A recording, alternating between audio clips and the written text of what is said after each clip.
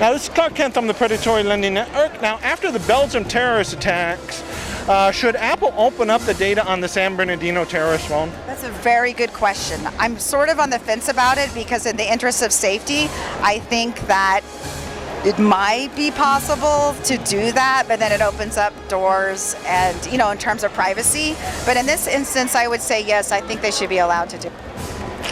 That's a tough question. It depends on how much information they have toward the different organizations, obviously, but I would say no. Honestly, I really think they should, and I kind of find it hard to believe that they can't open it, so it would be better. People would get questions answered. That's how I feel about it. All that Apple needs to do is use the dark side of the Force and they will get what they need. Should Apple make phones that are unhackable even to law enforcement? Never. The First Order needs to access everything that it can.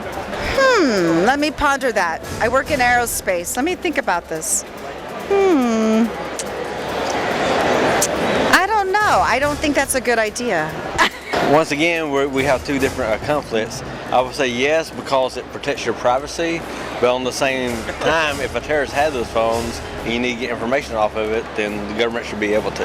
Ooh, that's one of those gray areas for me. It's tough to decide, you know.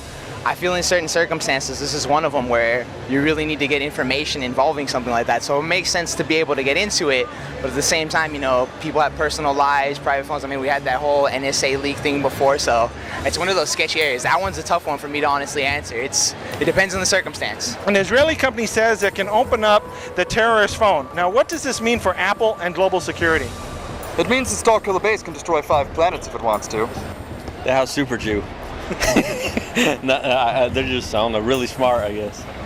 They got to step their game up, because if there's somebody else, like I just said it a second ago, like I believe they can open it and there's something possibly stopping them. I don't want to sound like conspiracy theories, you know, but think about it. If somebody else out there can open it and Apple can't, what is that saying about them, their technology, their reputation? Like, I love Apple. I love their product. So if you can't get into your own security, what's that saying? What is the future of Apple if a foreign company can hack into their phone?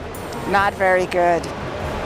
But again, I'm just worried about terrorism, and I'm a libertarian, so I believe that we should preserve our rights, the Second Amendment, other rights, but when it comes to terrorism, I feel that Apple might be within, well, the law enforcement may be in their jurisdiction to do that.